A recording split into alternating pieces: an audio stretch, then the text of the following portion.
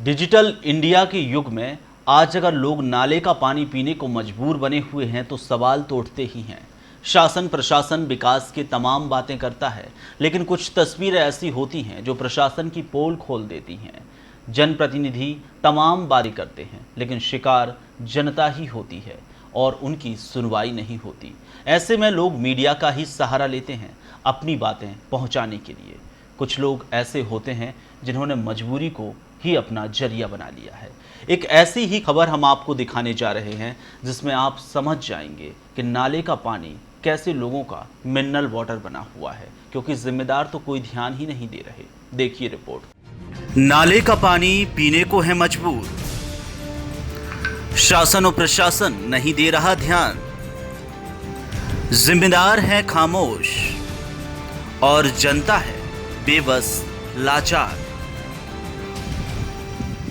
यह तस्वीर है मध्य प्रदेश के सतना जिले के रामनगर ब्लॉक के बड़ा इटमा पंचायत के खारा गांव की, जहां ग्रामीण आज़ादी के 70 साल बाद भी रोड और पानी की मांग कर रहे हैं।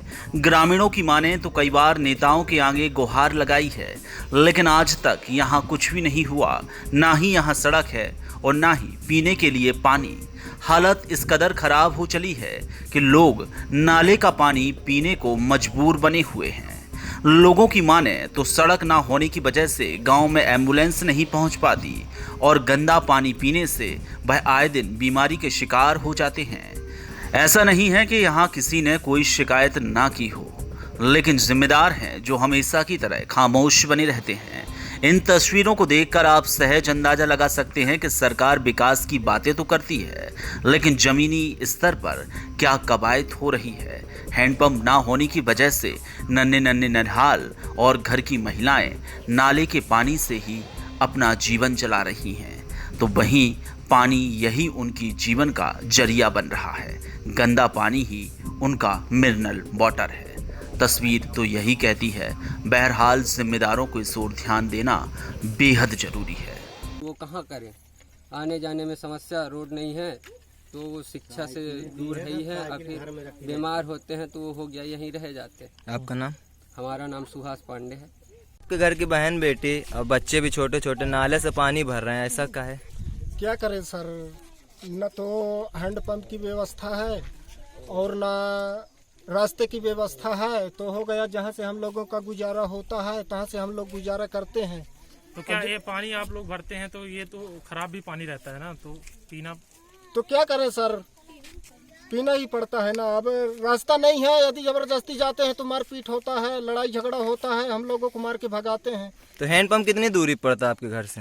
हैंडपंप है ही नहीं है, और है भी तो दूसरे बस्ती है सर। तो रास्ता जब दूसरे बस्ती जाने के लिए जब रास्ता नहीं है तो क्या करेंगे। और सही है वो हैंडपंप की खराब है?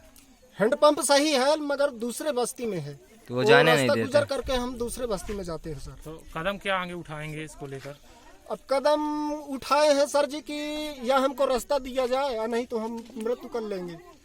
आप लोगों ने पत्र भी लिखा है? जी हाँ, हम पत्र लिखे हैं, राष्ट्रपति जी को हम लोग पत्र लिखे हैं। हाँ, हमें रास्ता दिया जाए, नहीं तो हम लोग हमें मृत्यु के लिए आदेश दिया जाए सर। क्या नाम लिखते हैं? हम दिलीप कुमार सुमन लिखते हैं। साथ में रोड से का स्थिति ही अपना केहन? बरसात के समय में नहीं, 4 महीने सब दिन हम रास्ता बंद करा थे। का समस्या आ रही है? बहुत समस्या है कि कहूँ क्या जान चली जाए तो रास्ता नहीं देता ही। क्या साल हो गया ऐसा? 4-5 साल हो गया। तो अभी ऐसे कौनो घटना भी का कि रोड के वजह से को मतलब हो गया है, हो गया हदी थे प्राण निकल कर बेचारे नहीं जा पाए। का दिक्कत रही दाई? कन्या भर बोदा कांदा माही नहीं लेके निकल पाए। तो अपना बच्चे पेंशन उनसन ले कहाँ जाई थे? हो गया ऐसे कन्या भर बोदा हिल के कहूँ ऐसे पहले जाई थे लाला परेशानी सही के। और तबीयत खराब होती तो अपना बच्चे क्या करी थी? तबियत खराब होती तो हो गया ऐसे गिरत पारत कांदा मल्ले थरत ऐसे निकल जाई थी। हाँ, यहाँ जो नेता आवा करा थे वोट मांगे तो वो कहा करा थे? नेता कहा थे कि ये वोट दे तो जिता दे, फिर हम रोड बनवाए थे, और जिता दे थे। फिर हो गया नहीं, भूल गया रोड, भूल गया 20 साल से। का नाम लिखी थे अपन? का नाम है? हमारा सुखरानिया। सब लोग की कैसी परिस्थितियाँ रहती हैं? यहाँ बहुत बिगड़ परिस्थितियाँ हैं सर। यहाँ आने जाने का रास्ता नहीं है और हम लोग किसी तरह जीवन यापन गुजार रहे हैं लगभग 20 वर्षों से।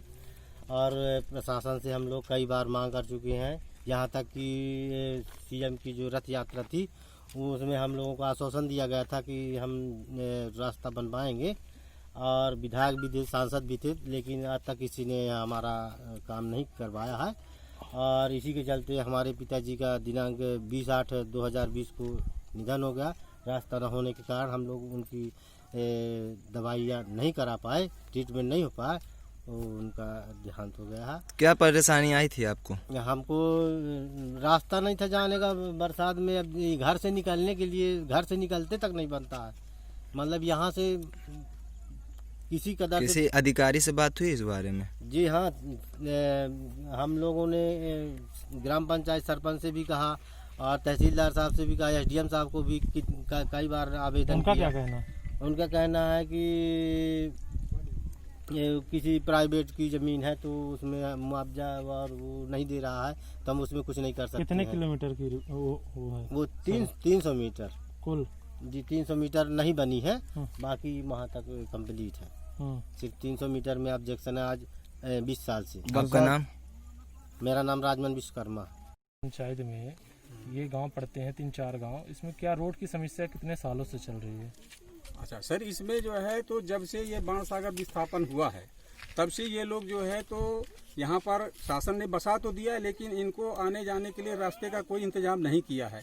मैं स्वयं जो है तो मेरा नाम प्रदीप रंजन मिश्रा है, मैं प्राथमिक शिक्षक हूँ। आज मैं 4 सितंबर सन 1998 से शासकीय प्राथमिक शाला कोल्हाई में पदस्थ हूँ, और मैं बरसात के सीजन में मतलब जूतों को हाथ में लेकर के और पैदल इस कीचड़ भरे रास्ते में मुझे आना पड़ता है। इसके लिए मैंने जो है तो अपने खाते की 13 नंबर ज़मीन को मैंने 17 डिसमिल मध्य प्रदेश शासन को सड़क बनाने के लिए दिया था, जिसका आज 15 साल हो गया, लेकिन इसमें कोई सुनवाई नहीं हुई है। क्या रास्ते में आपकी भी ज़मीन पड़ती थी? जी हाँ। तो सर ये आबादी कितना होगा इन गाँवों की? इन गाँवों की आबादी जो है तो करीब 200 से 250 की जनसंख्या जो है तो कोल्हाई की है, और इसी प्रकार से 200 से 250 की जनसंख्या जो है तो करौंदी की है। साथ में ये रोड के साइड में खारा ग्राम पंचायत है, इसमें भी कम से कम नहीं तो 150 से 200 की जनसंख्या। इस रास्ते से कितने गांव के लोग गुजरते हैं? इस रास्ते से कम नहीं तो 5-6 गांवों के लोग जो है गुजरते हैं, और इनके लिए कोई रास्ता यहाँ पर नहीं है। ये टेम्परेरी रास्ता जो है तो सिर्फ सूखे मौसम में रहता है, खेतीबाड़ी के टाइम पर वो रास्ता अवरुद्ध कर दिया जाता है, और ये लोग जो है तो न इनके बच्चे पढ़ सकते हैं, इनका यदि कोई आदमी बीमार हो जाए तो इनको जो है तो ये डोली में, चूँकि वाहन आने के लिए सड़क होना आवश्यक है, तो सड़क ना होने की वजह से यदि इनके घर में कोई भी समस्या आ गई, कोई बीमार पड़ गया, तो ये लोग जो है तो डोली बना करके और उसको कंधे में लाद करके और फिर यहाँ से 5 किलोमीटर रोड में, मेन रोड में ले जाते हैं, फिर वहाँ से वाहन की व्यवस्था। कितने किलोमीटर की रास्ते? यहाँ से रास्ता यदि सही मायने पर पूछा जाए तो 4 से 5 किलोमीटर का रास्ता ही पड़ता है। सर समस्याएं क्या आ रही हैं रोड? समस्याएं ये आ रही हैं कि यहाँ पर जो भी जहाँ से रोड प्रस्तावित है वहाँ पर जो है तो सभी पट्टे की आराजी है, और किसान लोग जो है तो अपनी ज़मीन देने को तैयार नहीं है, जिसकी वजह से यहाँ की जो ग्रामीण जनता है वो बहुत ही ज़्यादा परेशान है, और शासन ने आज तक इनकी तरफ मतलब एक तरह से जो है तो मरने के लिए छोड़ दिया। सर आपके स्कूल में कितने बच्चे आते हैं? मेरे स्कूल में पिछले प्रीवियस वर्ष में जो है तो 17 बालक और 14 बालिकाएं थी, कुल 31 थे। इस सत्र में 2020 और 21 में मेरे पास में जो है तो 30 बच्चे हैं। तो सर ये सड़क ना होने का प्रभाव बच्चों पर भी पड़ता है? बिल्कुल पड़ता है।